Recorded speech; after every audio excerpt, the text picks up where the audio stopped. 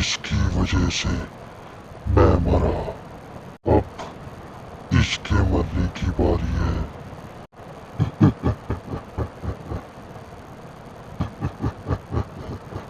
नाक राते YouTube channel पर आपका स्वागत है। यहाँ आपको सुनने को मिलती है डरावनी कहानियाँ।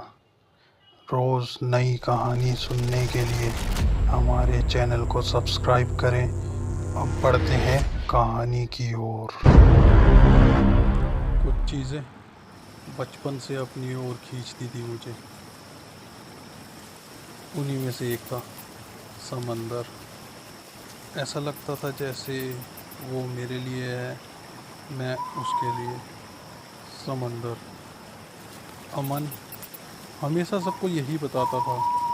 उसके मर्चेंट नेवी में आने की वजह थी यही, समंदर। कहते हैं समंदर सब कुछ निगल लेता है पर वापस भी कर देता है। अमन अपने जहाज़ के कमरे का दरवाज़ा बंद करके पलटा ही था कि लहरों की आवाज़ के बीच अपने कमरे के दरवाजे पे उसने एक आवाज़ सुनी। अमन एक पल को रुका, आवाज़ को ध्यान से सुना। वो आवाज़ अपने आप धीमे होते होते बंद हो गई। तो अमन ने अपने कमरे की लाइट ऑफ की और जाकर बिस्तर पर लेट गया। अमन का ये पहला सफ़र था। बिस्तर पर लेटते ही नींद बड़ी गहरी आ रही थी उसे, और उसी में उसने एक आवाज़ सुनी। अमन ने इतना ध्यान नहीं दिया, लेकिन इतनी आसानी से सो पाना शायद अमन के नसीब में आज था नहीं, क्योंकि उसकी आंखों को मूंदते के साथ ही एक बार फिर अमन की नींद खुल चुकी थी। वो उठा, आंखें मलते हुए उसने लाइट जलाई, कमरे में इधर उधर देखा। उसके अलावा उस कमरे में वहाँ और कोई नहीं था। दरवाज़ा खोलकर उसने बाहर भी झाँका तो वहाँ भी कोई नहीं था। दरवाज़ा बंद करके सोचा कि पहली बार इस तरह के सफ़र पे निकला है, इसलिए ये सारी चीज़ें उसके साथ हो रही हैं।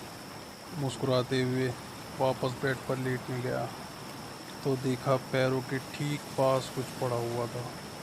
ध्यान से देखा, मरीनर्स कॉइन था। एक सिक्का जो हर सफ़र से पहले शिप पे हर किसी को दिया जाता है, और जिस पर सफ़र की शुरुआत और मंजिल लिखी होती है। ये यहाँ कैसे आया, ये सोचते हुए अमन उस सिक्के को उठाने के लिए झुका तो सिक्का जैसे पता नहीं कितना भारी हो, वो अपनी जगह से हिला तक नहीं। अमन ज़मीन पर बैठ के उस सिक्के को उठाने की कोशिश करने लगा। सिक्का जैसे ज़मीन से चिपका हुआ था। जैसे ही वो सिक्का ज़मीन से उठा तो अमन का ये कमरा ज़ोरों से हिलने लगा। एक एक चीज़ कमरे में गिरने लगी। ऐसा लगा कि कमरा बिल्कुल किसी बॉम्ब की तरह फट जाएगा। और सिक्का जहाँ पड़ा था वहाँ एक होल से पानी तेज़ी से कमरे में भरने लगा। कमरे की फर्श पे लगी लकड़ी के पटरे चिथड़ों की तरह टूटने लगे। पूरे कमरे में पानी था। कमरा भी जहाज़ के साथ साथ डूब रहा था इस वक्त। और अमन दरवाज़े को खोलने की कोशिश कर रहा था, पर दरवाज़ा नहीं खुल रहा था। दरवाज़े को खोलने की चाहत में उसने नाखूनों से दरवाज़े को नोचना शुरू किया। कमरे में भरते हुए पानी की आवाज़ के बीच सिर्फ हाँफती और फूलती हुई सांसों की आवाज़ आ रही थी। पानी का लेवल धीरे धीरे बढ़ता जा रहा था कि तभी अचानक ज़ोर से हाँफता हुआ, पसीने से भीगा हुआ अमन अपनी नींद से जागा था तो देखा ये उसका बुरा सपना था, और कमरे में कोई आवाज़ नहीं थी सिवाय शांत समंदर की लहरों के। हाँफते हाँफते अमन जब थोड़ा नॉर्मल फील करने लगा तो उसने कमरे की लाइट जलाई, 2 घूंट पानी पिया कि तभी दरवाजे के नीचे से एक मरीनर्स कॉइन लुढ़कता हुआ आया। वो सिक्का ठीक सपने में जैसे देखा था अमन ने, वैसे ही उसके पैरों के पास आके पड़ा हुआ था। अमन ने पहले तो डरते डरते कॉइन को उंगली से हिलाया। कॉइन अपनी जगह से थोड़ा सा खिसका और कुछ नहीं हुआ, सब कुछ नॉर्मल था। अमन मुस्कुराया और सपने से डर जाने से खुद पर ही हंसते हुए कॉइन को उठा लिया। इस कमरे में बैठे हुए उसे अजीब लग रहा था। उसने सोचा कि समंदर की ताज़ी हवा खाई जाए।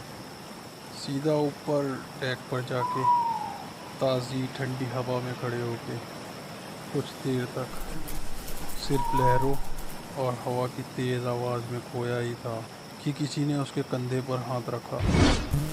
पलट के देखा तो कैप्टन थे। सल्यूट किया तो कैप्टन ने पूछा, क्या हुआ अमन, एनी प्रॉब्लम? अमन ने कहा, सर रूम में अच्छा नहीं लग रहा था, तो सोचा ताज़ी हवा में रहूँगा तो थोड़ा बेटर फील होगा। कैप्टन अमन की बात सुन के थोड़ा मुस्कुराए और फिर उन्होंने कहा, उस कमरे की यही प्रॉब्लम है, मैं भी शुरू में 2 महीने उसी कमरे में था। अमन ने तुरंत पूछा, क्या प्रॉब्लम सर? कैप्टन ने गहरी सांस भरी और उसके बाद बोलना शुरू किया। दरअसल उस कमरे की 2 कहानियाँ हैं जो हर कोई बताता फिरता है, लेकिन क्या सच है और क्या झूठ, ये शायद ही कोई जानता है। आदित्य, यही नाम था उसका। बहुत ही तेज स्टूडेंट हुआ करता था, लेकिन अपनी पढ़ाई लिखाई के ऑब्सेशन में वो कुछ भी कर जाता था। एक थ्योरी पे रिसर्च कर रहा था, द एक्ट ऑफ डिनाइल, मतलब जो है लेकिन इंसान उसको मानने को तैयार नहीं है। एक दिन घर पहुंचा तो देखा कि माँ अभी भी बीमार है। 3 दिन हो गए थे बीमारी में उसकी माँ बिस्तर से नहीं उठ पाई थी। आज भी आदित्य ने आवाज़ दी, माँ, माँ, माँ। तो माँ की तरफ से कोई जवाब नहीं मिला। अंदर झांक कर देखा तो माँ सो रही थी। बीमारी में बदन का रंग पीला पड़ गया था, बाल सूख से गए थे और उसकी लाख कोशिशों के बाद भी उसकी माँ ने खाना नहीं खाया। गुस्से में आदित्य ने भी उस रात खाना नहीं खाया। अगले दिन आसपास के 1-2 पड़ोसी आए और डोरबेल बार बार बजाने लगे। आदित्य ने दरवाज़ा खोला तो उन्होंने बताया कि पिछले 3 दिनों से कुछ सड़ने की बदबू आ रही है उसके घर से। अंदर जाकर देखा तो आदित्य की माँ करीबन 3-4 दिन पहले ही मर चुकी थी, पर वो मानने से इनकार कर रहा था कि उसकी माँ मर चुकी है। कैप्टन ने आदित्य की एक कहानी वो बताई जो उसके घर में हुई थी। अब कैप्टन ने आगे बताना शुरू किया जो शिप में हुआ था। एक दिन इसी शिप पर कैप्टन जब सबको काम डिस्ट्रीब्यूट कर रहे थे तो उस वक्त आदित्य को जैसे दौरा पड़ गया और वो ज़ोर ज़ोर से चीखने चिल्लाने और तड़पने लगा और फिर अचानक एकदम शांत होकर खड़ा हो गया और चारों ओर मुस्कुराता हुआ देखने लगा। कैप्टन ने पूछा, ये क्या नाटक लगा रखा है तुमने? आदित्य का मुस्कुराता हुआ चेहरा एकदम से गंभीर हो गया। He is possessed, Captain. He is possessed. Captain ने हंसते हुए कहा, बच्चे, बहाना तो नया है, पर काम से बचने के लिए मैंने यहाँ बहुत नाटक देखे हैं। चुपचाप काम पर लग जाओ। इस बार आदित्य ने गुस्से में कहा। तुझे यकीन नहीं ना कि ये possessed है? तो ये देख। ये बोलकर आदित्य ने खुद ही अपना सर जहाज़ की दीवार पर ज़ोर ज़ोर से मारना शुरू कर दिया और फिर दौड़ते हुए समंदर में कूद गया। किसी तरह उसकी जान बचाकर उसे वापस शिप पर लाया गया और फिर उसके हाथ पांव बांधकर उसे कमरे में बंद करके रखा गया।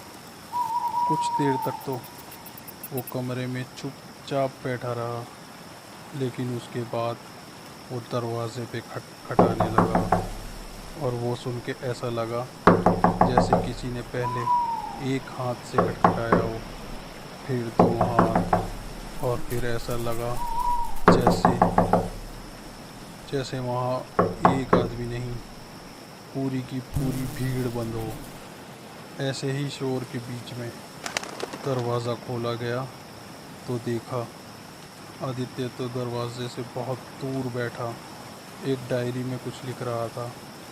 कैप्टन ने पूछा, हाथ कैसे खुल गए तुम्हारे? आदित्य ने मुस्कुराते हुए कहा, मैं कहा था ना, he is possessed। इसके हाथ बंधे हुए थे, पर मेरे नहीं। कैप्टन अब थोड़ा परेशानी में थे और उन्होंने पूछा, कौन हो तुम और इसको क्यों परेशान कर रहे हो? उसके चेहरे से अब हंसी जा चुकी थी और लाल आंखों में सिर्फ गुस्सा ही दिख रहा था। आदित्य ने कहा, इसकी वजह से मैं मरा, अब इसके मरने की बारी है।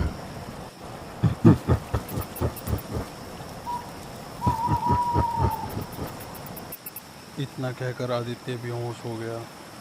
पानी के छींटे मारकर उसे होश में लाया गया तो आदित्य ने खुद बताया कि मिस्टर डिसूजा उसके पड़ोस में रहते थे। 45 साल की उम्र में ही वो करीबन 60-65 के दिखने लगे थे। उनकी आंखें धंस चुकी थी और बीमारी ने उनके हुलिये को इस कदर बिगाड़ दिया था कि अंधेरे में कोई देख ले तो डर जाए। एक रात जब आदित्य सो रहा था तो उसने अपने कमरे में अंधेरे में किसी को देखा और बुरी तरह से डर गया। उठकर देखा तो मिस्टर डिसूजा थे, जिन्होंने बहुत ही अजीब तरीके से आदित्य को देखते हुए कहा, अगली बार दरवाज़ा खुला रख के मत सोना। सुबह होते ही आदित्य ने जाके अपने पड़ोसियों को बताया कि मिस्टर डिसूजा उसके कमरे के अंदर घुस गए। तो सब ने मिलके उनको मेंटल असाइलम में भर्ती कराया, क्योंकि मिस्टर डिसूजा अकेले रहते थे, इसलिए उनके बचाव में कोई आगे नहीं आया। कैप्टन ने आगे बताया कि कुछ महीनों के बाद ही उस मेंटल असाइलम में मिस्टर डिसूजा की मौत हो गई थी। आदित्य की पोस्टिंग जब इस शिप पे हुई तो उसे वही कमरा मिला था जिसमें तुम रह रहे हो, और उसने सबको कहा था कि रह रह के उसको मिस्टर डिसूजा दिखाई देते हैं। वो कभी उसे डेक पर दिखते हैं, तो कभी कॉरिडोर में, तो कभी बेसमेंट में, और आखिरी बार उसने उन्हें अपने कमरे में देखा था। और उसी दिन शाम को आदित्य की लाश उस कमरे में मिली थी। आदित्य का पूरा कमरा खून से भरा हुआ था और उसने अपनी कलाई काट रखी थी। कहते हैं कि मिस्टर डिसूजा की आत्मा ने ही उसे मारा था अपनी मौत का बदला लेने के लिए। सारी बातें अमन ने बड़े ध्यान से सुनी और आखिर में मुस्कुराकर कैप्टन से कहा, सर आपने सब कुछ बताया, लेकिन कुछ बातें आप बताना भूल गए। दरअसल उसकी माँ की डेथ के बाद से ही वो बहुत कुछ देख सुन पाता था। मिस्टर डिसूजा की मौत के बाद शिप पे आने से पहले भी वो उन्हें देख पाता था। उसे लगा था कि शायद शिप पे वो उसे दिखाई नहीं देंगे, लेकिन वो यहाँ भी उसको दिखते थे। पर एक बात आप मिस कर गए, कैप्टन शायद इससे ज़्यादा आज तक नहीं चौंके थे आदित्य के मामले में। उन्होंने दबी हुई आवाज़ में अमन से पूछा, क्या मिस कर गया मैं? अमन ने मुस्कुराते हुए कहा, सर आप ये नहीं जानते कि आदित्य ने अपनी जान मिस्टर डिसूजा की वजह से नहीं, यहाँ की रैगिंग से तंग आकर दी थी। मिस्टर डिसूजा की आत्मा ने कभी उसे कोई नुकसान नहीं पहुँचाया। वो तो यहाँ के क्रू मेंबर थे जो आदित्य को डरपोक कहते और पता नहीं कितने तरीक़ों से बेइज्जत करते थे, जिससे तंग आकर उसने अपनी कलाई काट कर अपनी जान दे दी। कैप्टन बहुत शेरदिल इंसान थे, लेकिन इस वक्त एक अनजाने से डर से भरी हुई आवाज़ में बोले, तुम्हें कैसे पता इतना सब कुछ? जवाब में अमन ने सिर्फ एक ही बात कही, मुझे आदित्य ने खुद सब कुछ उसी कमरे में बताया सर। कैप्टन तुरंत वहाँ से उठे और अमन के कमरे की ओर भागे। वहाँ पहुँच के दूर से ही देखा तो दरवाज़ा खुला पड़ा था। दरवाजे के पास पहुँच के अंदर झाँका तो वो नज़ारा आदित्य की कहानी को दोबारा आंखों में दिखा गया। कमरे के अंदर अमन बिस्तर पर पड़ा था। बड़ी बड़ी पतराई आँखें छत की ओर देख रही थी। उसके बदन में जान नहीं थी। कमरे में चारों तरफ सिर्फ खून ही खून था और उसके हाथ की कलाई कटी हुई थी। उस दिन की घटना के बाद जहाज़ के उस कमरे को हमेशा हमेशा के लिए बंद कर दिया गया। तो ये थी आज की कहानी। कैसी लगी कमेंट में बताना ना भूलें।